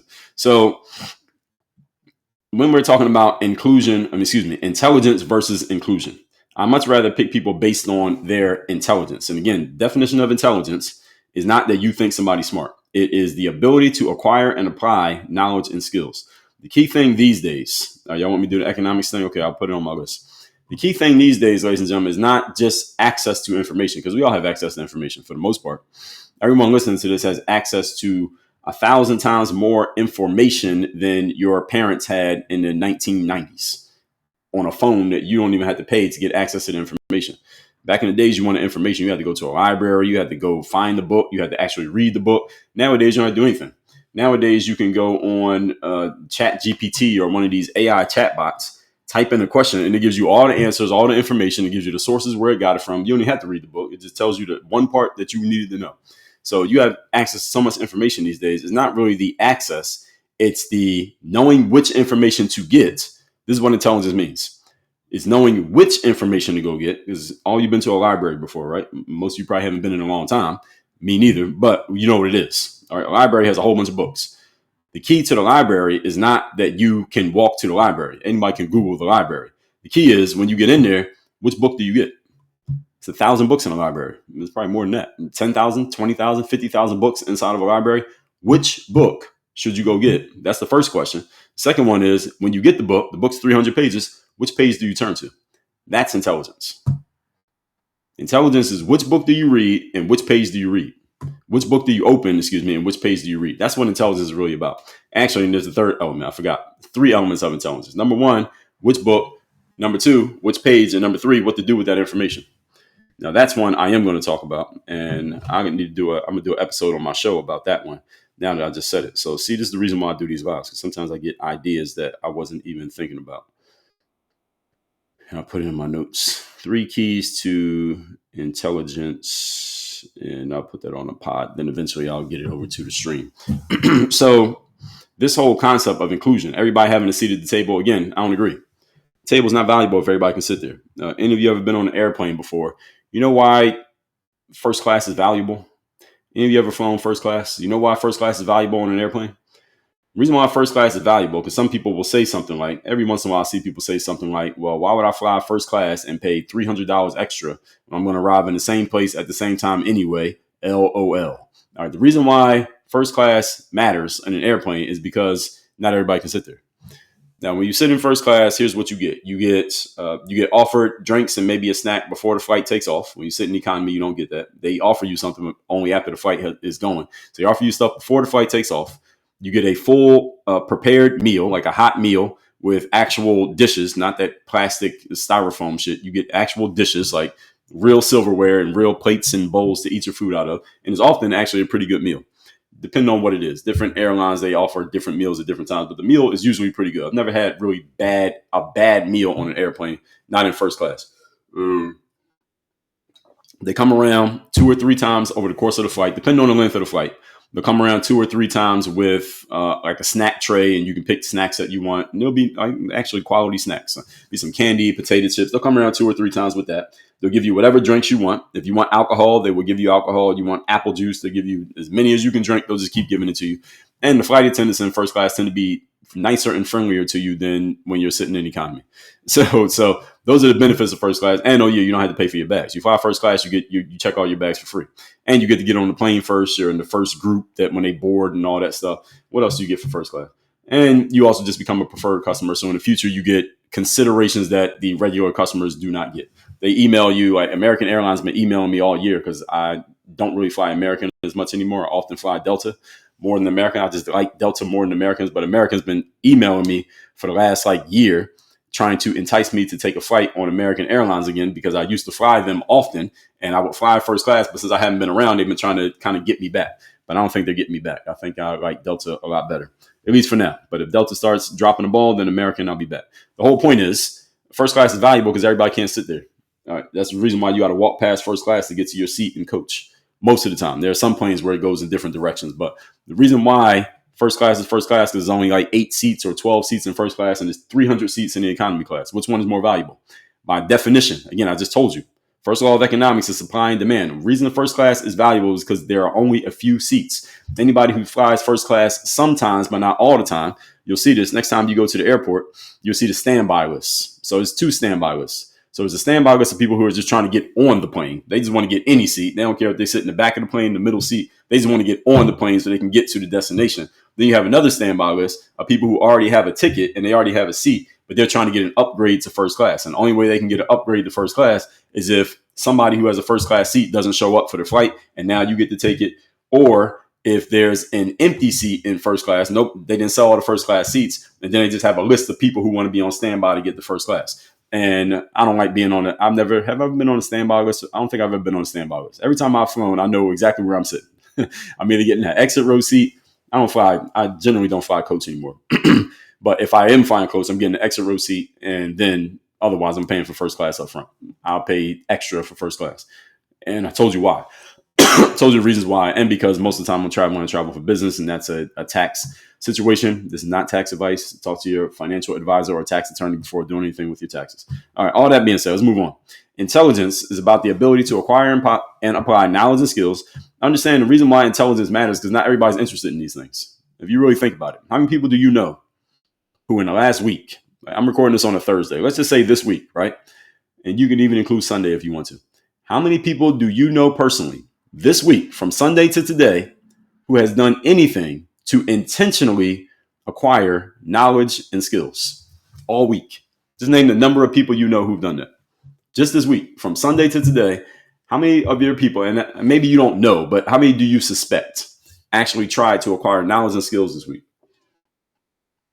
And let me define what I mean by trying to acquire knowledge and skills. Oh, yeah, another thing about sitting in first class, Donald said, you get more elbow room, you get a full seat, and you're not fighting over the elbow, the seat, the armrest with the person next to you. You don't have to do that because you get your own armrest. They get their own armrest. The chairs are much bigger and much more comfortable. You can plug your electronics in every seat, and in front of you and maybe to the side of you. In every seat, they have the electronic thing, the outlet. And if the person in front of you reclines their seat, is not going to hit your legs. And I'm tall, I'm 6'4". So if somebody reclines their seat on me in coach, it hits me. But if you recline your seat in first class, it doesn't hit me. It's still enough space. So that's another reason why you sit in first class. But anyway, when I say, yes, the leg room. So King Osa mentioned it as well. I forgot to mention the leg room. Leg room is a big deal. So when I say acquire knowledge and skills, I mean that's this person took some kind of course. They watched maybe a video or listen to a podcast that is informative, not entertainment, but informative. They read a book. They signed up for some kind of course or program or an educational event, like a seminar or a webinar that's really for them to learn, not some nonsense to entertain themselves. How many people do you know who've done at least one of these things this week? How many people that you know do you even think has done something like that this week? Now, I know a lot of people fall in this category because I do a lot of personal and professional development. But if I think about people who I know just personally and I don't know them from business, how many people do I know that I think did this just this week? I would say it's fewer than 5. I say fewer than 5 people that if I was counting on my hand, fewer than 5 people who I know on a personal level. I mean, I don't know them from business. I just know them on a personal level outside of business. I would say fewer than 5 of the people I know would fit that description for this week. That they actually did something on purpose to make themselves smarter and more knowledgeable about anything. Most people don't do this. So when you hear this definition, it sounds pretty simple. The ability to acquire and apply knowledge and skills. Well, you would think everybody has that, right? Technically, everybody does have it. How many people are using it is the question. That's the key question. How many people are actually using that ability? My answer is not many. There are not many people trying to do this. Who's trying to acquire knowledge and skills and then actually apply it? How many people do you know who fit the description? Again, most of you probably don't know many who fit the description. Most people ain't doing this. So that's why it's valuable. And it's much better than inclusion. Because inclusion is, let's just bring somebody in a room just to make sure that they're in the room. Fuck that. We're not bringing people in the room. I'll give you an example. I'll give you another story. When I was in college, sophomore year, on the basketball team, we had practice one day. Now, there was this guy named Rob who was on campus. I mean, we knew him because he was actually roommates with one of the players who was on the team. And Rob would always hang around the basketball coach's office because the basketball coach had 2 jobs. He was the coach. He was also a recruiter of minority students. So a lot of the black students on my college campus knew the basketball coach, not for basketball, but they knew him because of his other job as a recruiter. So all the black people knew him, and he was the basketball coach. So this guy, Rob, used to always hang around the basketball coach's office. And Rob, when we would play like pickup basketball before the season, he would play every now and then, but to me, he never seemed to be like somebody who was serious about basketball. I can tell when someone's serious and when someone's just playing for fun.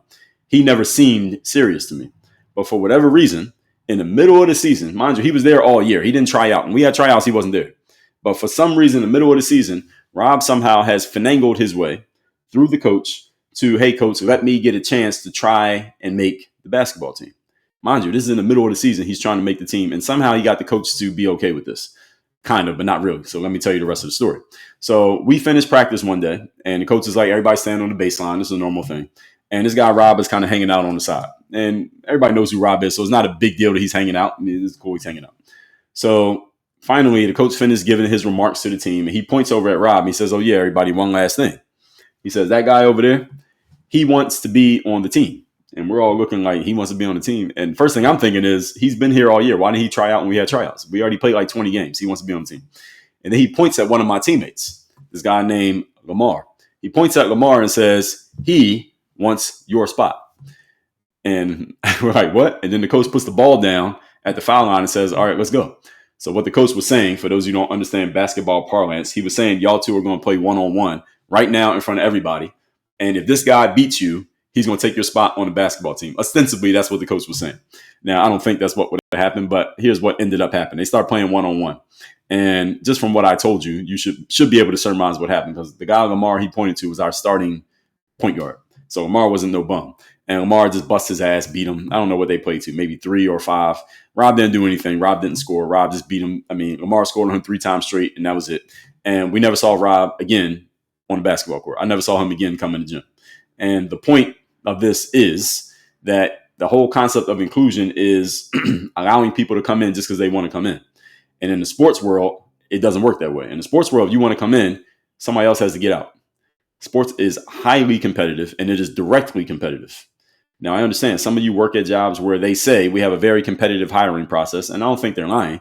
The issue is it can be very opaque. There's not a lot of transparency to the competitiveness. So yes, it's competitive, but you don't even know what the metrics are for the competition. Because if I'm applying for a job that's not in sports and you say it's highly competitive, okay, just tell me all the rules. Tell me every single stat that you are measuring by, and I'm going to make sure that I optimize for those things so I'm guaranteed to get myself a job. I just make sure I know all 7 things you're measuring people by. I'm going to make sure I'm dominant in all 7 of those things so I can get the job. But if you don't tell me what it is, now how do I know what I'm competing on? I don't know, and I don't like that. And this is the way that a lot of the professional business world is. The non-sports professional business world, a lot of it operates this way. I'm not a fan of this, which is why I've never gone into the non-sports professional world. I do it as an entrepreneur. I will work with companies and people, but I don't work in it because I don't like this. I don't like this blind process. In the sports world, it is highly competitive, but in the sports world, it's kind of like that example that I just gave you, Rob against Lamar. Okay, you got to play that guy right there, and if you beat him, you can be on the team. and then we get your ass kicked, you can't be on the team. It's clear, it's black and white, and everybody can see transparently exactly how it works. That's the kind of competitions I like. Just tell me the rules, and if I win, I win, and if I lose, I lose, but nobody can bitch and say, well, hey, I didn't know the rules, or people are helping each other out, or you can't complain in the sports world when you lose. There's no bitching, there's no complaining. Who are you complaining to? The scoreboard?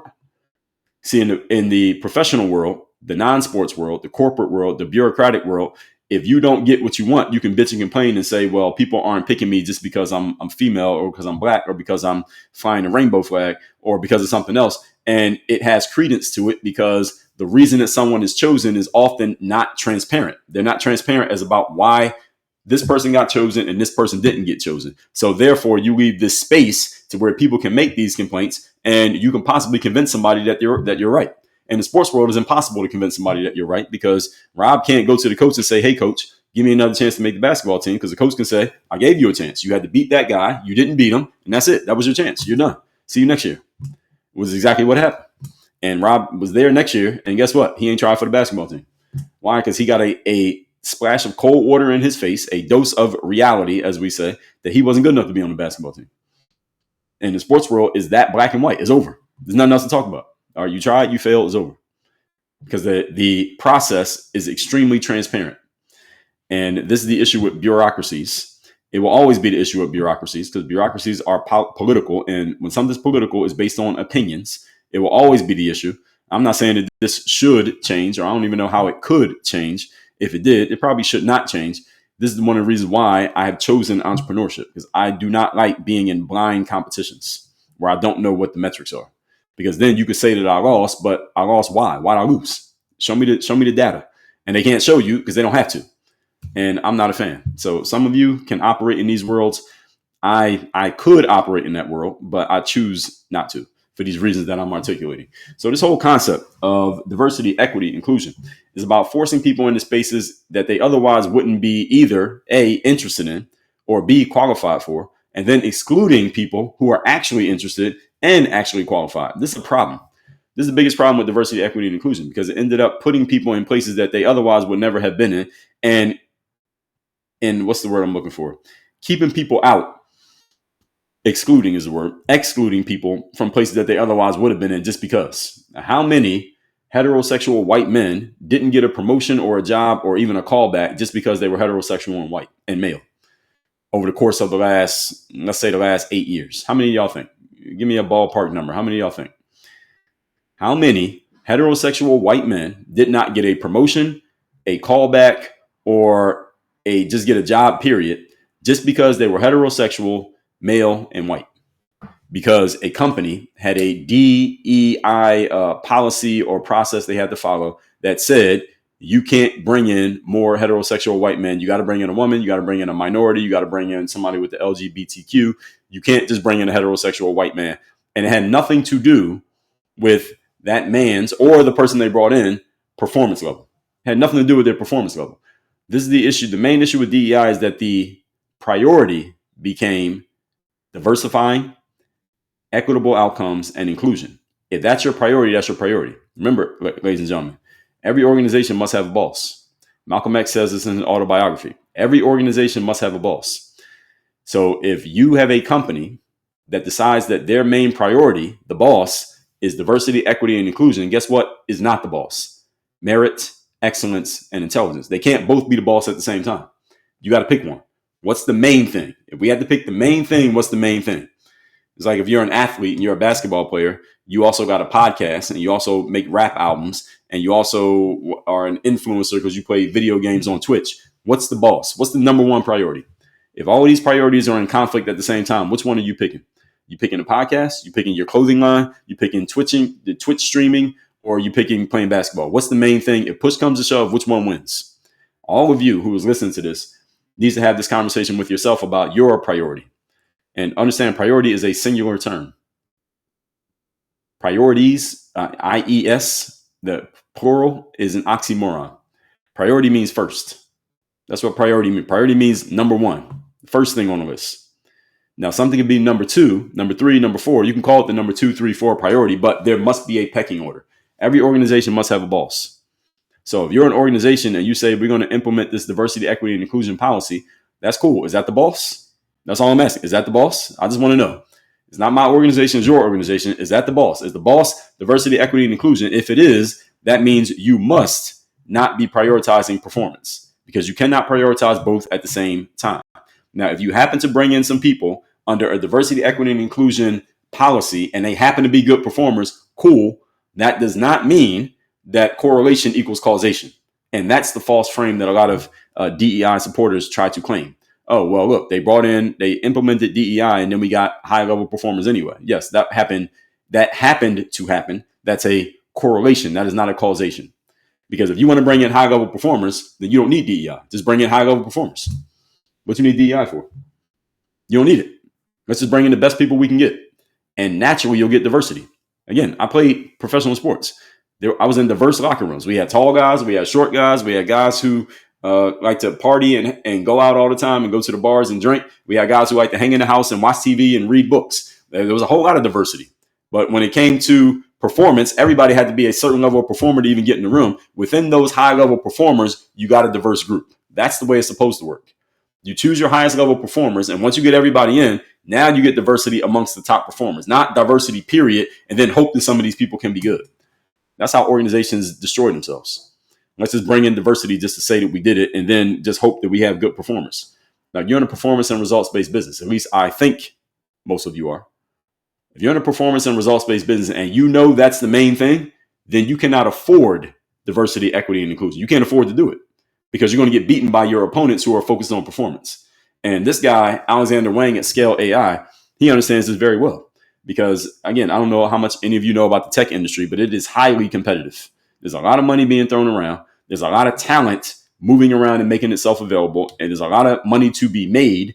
And you are in a arms race with all the other tech companies out there. And they're not all going to win. I know a lot of people spend a lot of money on technology. They're not all going to win. Some of these companies are going to fold and go under. They're not going to last. And the only way that you win is exactly what Mr. Wang said. We must recruit the best talent. They can't afford, he didn't say this in so many words. He could have said it and it would have been true.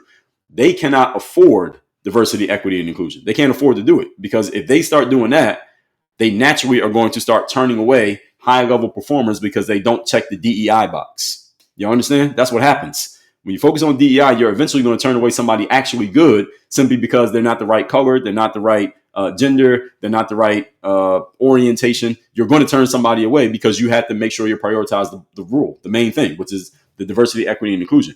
He understands that if they started doing that, their competitors or who are not doing that, they're going to hire that really good hire that they couldn't pick up. So let's say I'm running that company and I say our focus is diversity, equity, and inclusion. A really good person comes along. Let's say that's you. You come along and you're applying for the job and I'm like, this person's perfect. They're one of the highest level performers we ever had apply for a job. Let's hire them. Oops, we can't hire them because they're a man and we got to hire a woman. Oops, we can't hire them because they're white. We got to hire a brown person.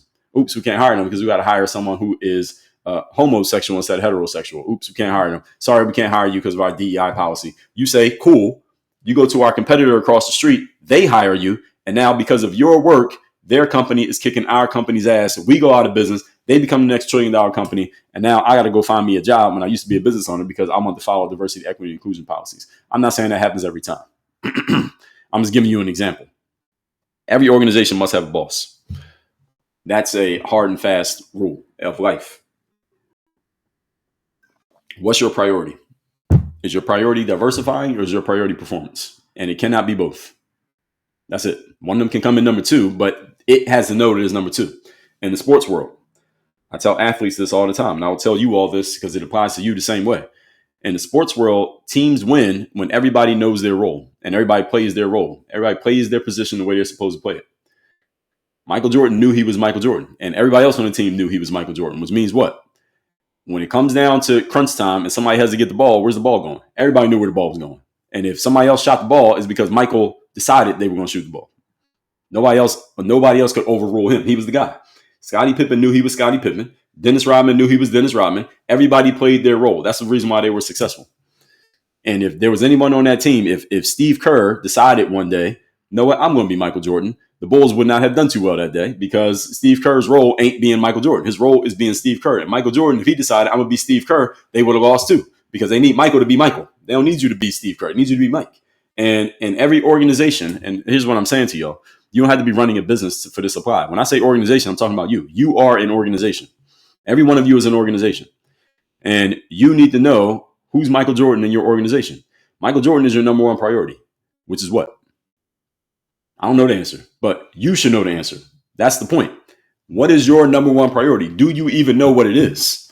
And if you claim to have multiple priorities and those two of those top priorities clash with each other, which one are you going to choose? If you have a game tonight for basketball and you're supposed to be recording your podcast at the same time, and you say your podcast and your basketball game are both a priority, now they're in conflict. Which one are you going to do? Record the podcast or playing the game? The answer to that question tells you what your actual priority is. I'll give you one last example here before we get into questions. I was in this guy's business coaching program. This guy named Alex Sharfin. Some of you may know Alex. I don't know if any of you know Alex. I was in this program a few years ago, and he told this story of how he was getting coached by somebody. And he's talking to this coach, and the coach asks him, because he's talking to him about his schedule, and Alex was like, I'm overwhelmed, I'm doing this and that and the third. And the coach said to Alex, what is your number one priority right now in your life, Alex? And Alex said, well, of course, my number one priority is my kids and my wife, right? In other words, my family. And the coach said to him, okay, your kids and your wife are your priority. Here's what I want you to do, Alex. They're in the middle of a conversation. He said, I want you to go grab your calendar, and I want you to go grab your checkbook. And we're going to look at your calendar and your checkbook for the last 6 months, and we're going to see if your calendar and your checkbook reflect the priority being your wife and your kids. And Alex said, and now he goes back to telling us the story. He said, as soon as my coach said that to me, I got embarrassed before I even grabbed my checkbook and my calendar, because I knew that if I went and got my checkbook and my calendar, it was going to reflect that I was lying to him. That my checkbook and my calendar showed that my priority was actually my business, because I was spending most of my time and most of my money working rather than spending time with my wife and my kids. So I claimed my priority was one thing, but my action said my priority was another thing. I'm telling all of you that for all of you to understand, you may be doing the same thing. You may say your priority is one thing when it's actually something else. My priority right now is business. That's my priority. My priority is business. And my wife knows it. My children not old enough to understand, but they know it. They see what I'm doing most of the time. They know that this is my priority. This is my number one thing. And I need to be honest with myself about that. And if I want to change my priority, I can change my actions. But if you looked at my calendar, you looked at my checkbook, you would say, okay, this guy's focused on business. And I am focused on business. That's my priority right now. I used to play sports. Playing sports was my number one priority.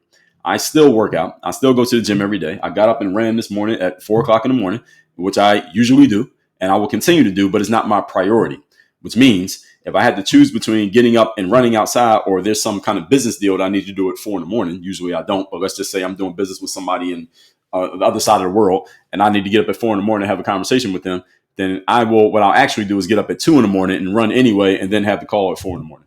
I'll still get my running, but the priority is business.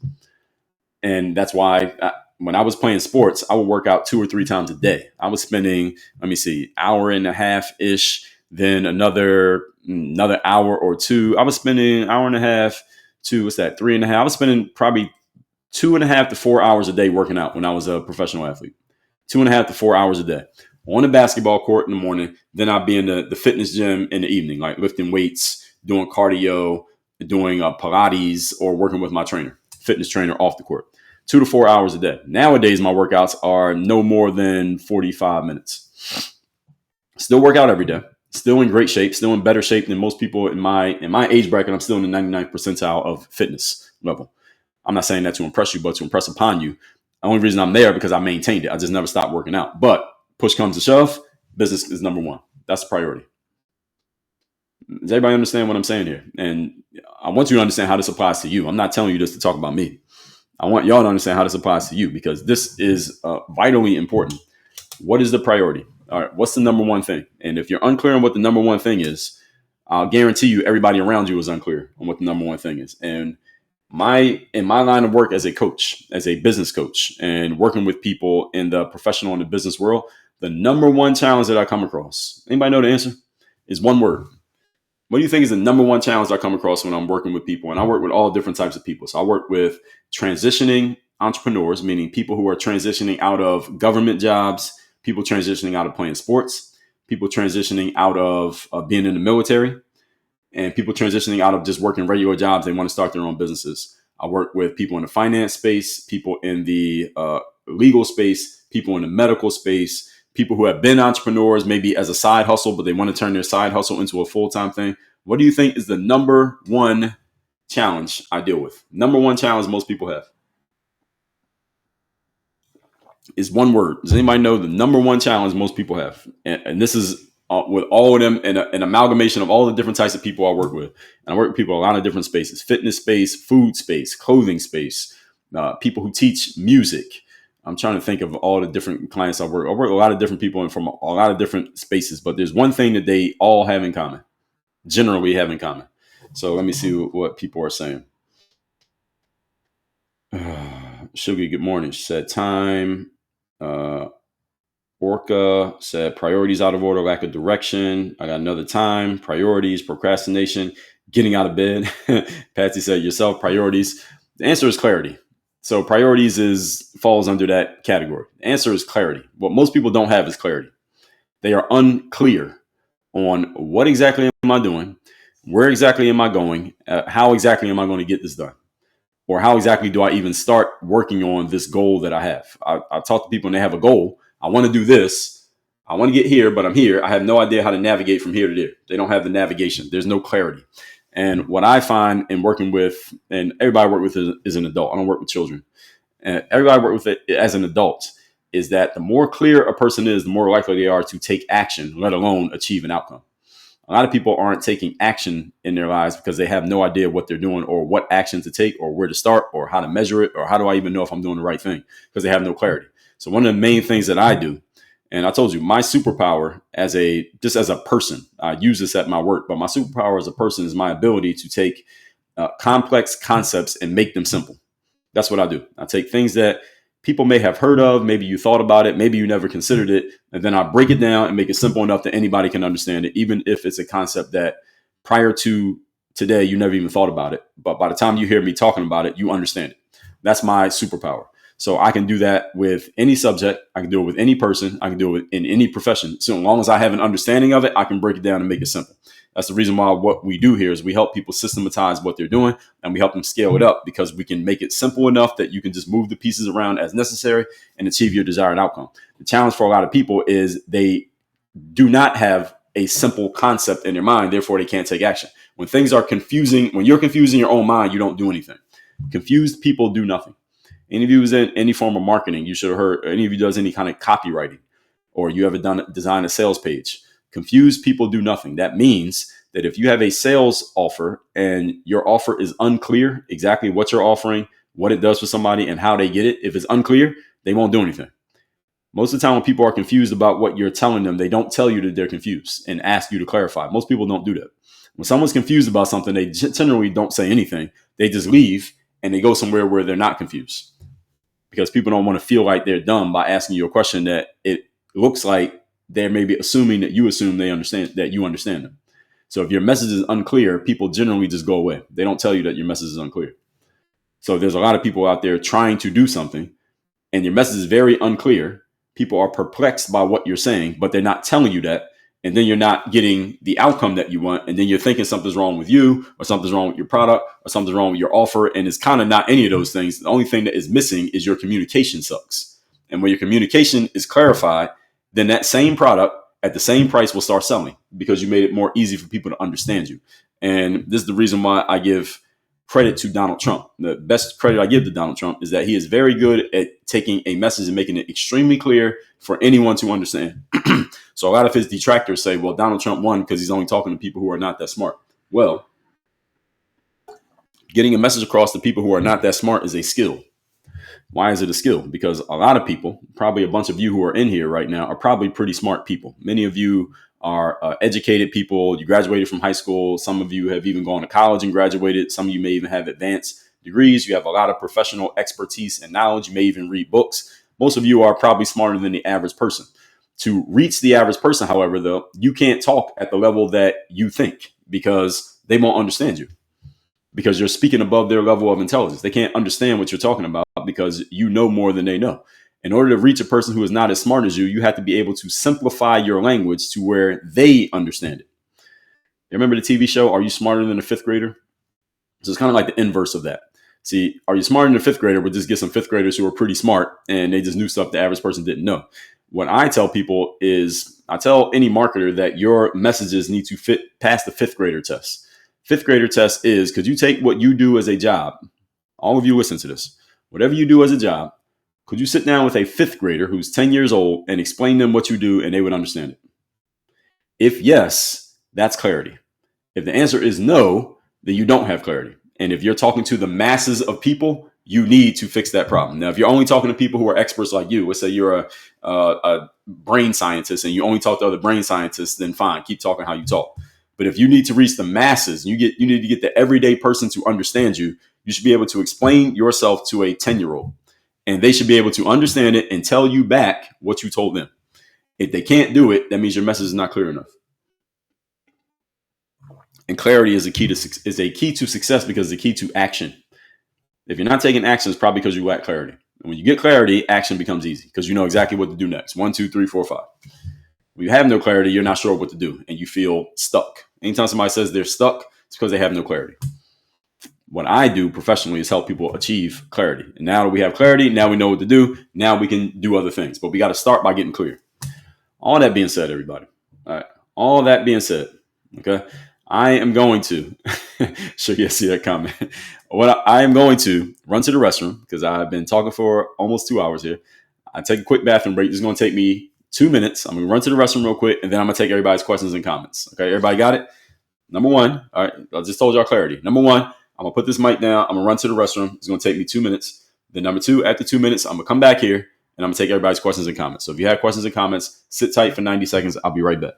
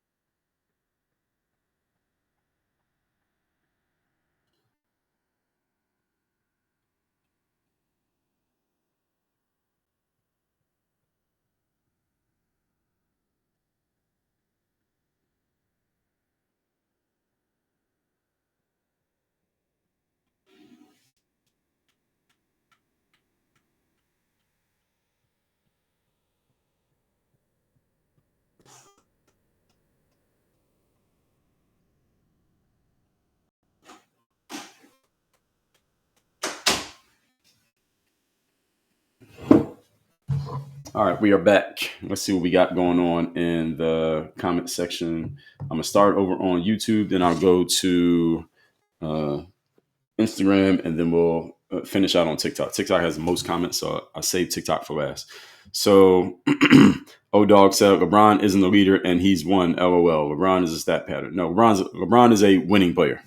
O-Dog, I'm going to challenge you on that one, though. LeBron is a winning player. Now, I don't agree with everything LeBron says, but on the court, LeBron is a winning player. You have him on your team, you have a very good chance of winning. Doesn't mean you're going to win every time, but he gives you a really, really good chance, much more than Joel Embiid. Nina says, I'm trying to figure out YouTube. What about it? Nina said, I'm a Mary Kay director. Shout out to Mary Kay. Mary Kay has survived. They've been around for a long time. A lot of companies in that industry do not survive. Nina said, 4 plus a percentage of what my peers sell. Oh, that's what's up. Yeah, it's a pyramid. Technically, in some ways it is. I understand it. It's also kind of an upside down pyramid, actually. If you let somebody in the network marketing space explain it, because people tend to connotate pyramids with being a negative thing. Tezra, what's going on? Tezra says, why not just increase the ticket price? Yes, that's the other thing you can do. If you raise the price of a thing, you're going to lower demand because fewer people will have the money. If you want to do it. Depends on the economics of your situation or if that makes sense to do or not. Nina said, true, I have to offer more incentives and discounts plus give my sales reps more incentive. Yes, exactly. Tesla said, pertaining to the Southwest story, why not just increase the ticket price? Because Tesla, the reason why they don't increase the ticket price, the same reason that Spirit Airlines, the last time I flew Spirit Airlines was probably like 2011. I am not a fan of Spirit Airlines. I got to be careful what words I say on here, but HATE. TikTok is very sensitive to anything they consider to be HATE. HATE Spirit Airlines. I would suggest, I don't care how broke you are, don't fly Spirit Airlines. Fly any other airline. But Spirit Airlines, for example, back in the day, I don't know what they do now because I don't get any of their communication. But what they used to do was they would send an email and say something like, you can fly from Tampa to New York for $8. Like literally the ticket was $8. But then when you went to the website to buy the $8 ticket, there was a fee for this, and there was a baggage fee for that, and there was a choosing a seat fee, then there was the gas fee, then the fuel fee. After you paid all the fees, the $8 ticket was actually like $122. So that is a bait and switch is what it is. And I hope they're not doing that anymore. Any of you, hopefully none of you even know, because none of you should be flying Spirit Airlines. Again, I don't care how broke you are, do not fly Spirit Airlines. And every time you see people fighting on the plane, notice it's always on Spirit Airlines. So don't fly on Spirit Airlines, or unless you're trying to fight on the plane. I suggest you don't. But I hope they're not doing this anymore. It should not be legal for them to be able to do that. That's a bait and switch, and it's false marketing. And Tesla, to answer your question, what would happen is Southwest Airlines, let's just say that instead of charging you $200 for the ticket, they instead would just charge you $230 for the ticket, and then the bag is still free. The problem with that, Tesla, is that now that sticker price is higher. And if United Airlines is offering a flight for $210 and Southwest is now $230, now a bunch of people are never even going to look at Southwest because they see United has a lower price. So they have to play that game. You got to understand that game that people are playing, because there's websites out there that a lot of people pick their flights by looking at these aggregating websites. I pick my flights usually by that. I usually fly the same airlines, but these aggregating websites will show you all the flights for all the airlines next to each other. So I'm going to look at the one that's the cheapest because it's the cheapest. So if they started factoring the bag fees into their prices, then they wouldn't be the cheapest anymore. They'd be lowered in the rankings when people are looking for the cheapest flight, and therefore they would lose people even looking at them in the first place. So that's the reason why they didn't do it. That's why you got to hide them as fees. And companies do this all the time. What's the company that does this? All companies do this. They give you a price that sounds really good, and then you go after it because you go click on it because the price looks good. And then when you see all the fees, you're like, damn, it's like Airbnb is the worst of this. And you stayed in Airbnb in the last year? I have not. I actually soured on Airbnb. I stopped liking them because you would get an Airbnb and it would say, let's say like $100 a night. And I want to stay there for 5 nights. So what is that? That's $500. And you understand there might be some taxes or something like that, and maybe a cleaning fee. So let's say the cleaning fee is $100. Okay, that's $600. The taxes might be $70. Okay, so that's $670 on a $500. Supposed to be $500. $670. Cool. Then they would have some kind of fee. It may be an occupation fee, restocking fee. It'd be some kind of fee. And instead of being $500, it ends up being like $900. All right, that is dishonest marketing. And I told Airbnb about this. I sent a message to Airbnb. I haven't stayed at one in a long time. Because again, I would travel and I would stay at an Airbnb instead of a hotel because I started to like them, because I've stayed at a few and I really did like them. The issue is when they started putting those fees in, they started getting ridiculous. So I'm on Airbnb's website right now. And a lot of these places do look nice. I mean, you can't replicate this with a hotel. Let me see. What place should I look at to stay at? Let's look at Philadelphia, PA. That's my hometown, Philadelphia, PA. And let's say I want to stay at an Airbnb from the 24th to the 27th. So that's 3 nights in Philadelphia, PA. And let's say it was one adult. Let's just say it was one adult, 3 nights in Philadelphia, PA. So I'm just going to pick one. Okay. So there's an apartment in Center City that I'm looking at right now. Ethos Media, small print. Exactly. So apartment in Center City. It says a luxury 1 bed, 1 bathroom. I'm guessing that's what that's supposed to say. $248 because it's $83 a night. So is that right? Yeah, $83 a night comes out to $248. So let's see if there's any shenanigans here. Airbnb, you better hope there's not, because I'm broadcasting this and everybody's going to see it. Looks like a nice apartment. Okay, so it's hosted by some guy. All right, let's see. Let's see what the actual fee is. So the total is supposed to be $248. Everybody got it? Let's see what it actually is. So we go over here and they give me the date, choose how to pay. I want to see the price breakdown. So the price breakdown. Okay, so they stopped with the nonsense on Airbnb. I think they got the message. So here it is. It's 3 nights, $217. Then there's an Airbnb fee of $30, and then there's taxes of $38. So it comes out to a total of 286. I don't have a problem with 286. 286 doesn't bother me. And they say that this person lowered the price for these dates from the average rates. I don't know what the hell that even is supposed to mean. This is fair pricing. So their pricing is, again, they got taxes of $40 and Airbnb fee of $30. I'm okay with that because hotels do the same thing. They charge you fees too. But this I can work with. Let me look at one more. Let's see if they're all doing this, because Airbnb should have done this as a policy issue. It shouldn't be person to person issue. Because what I would find with Airbnb is they would have these cleaning fees. And I'm like, what is this cleaning fee shit? I'm not paying that. Like they would have an extra fee for cleaning.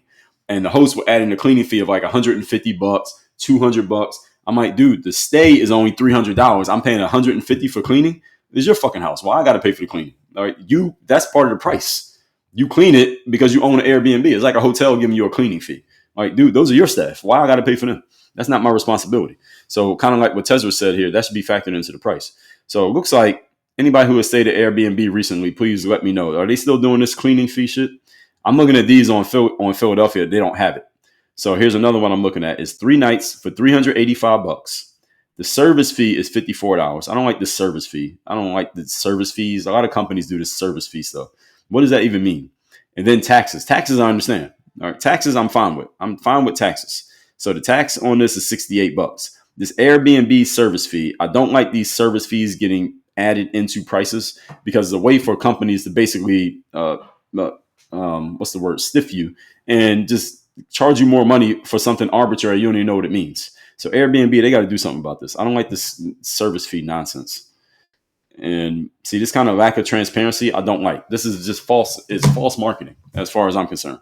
And it's dishonest business. I don't like people who are dishonest in business. Just tell me what it is. And if I want to pay that price, I'll pay the price, but don't lie to me. So I'm still not a fan of Airbnb. Doesn't mean I won't stay at one, but I'm still not a fan of that process. So, all right, let me see what else we got.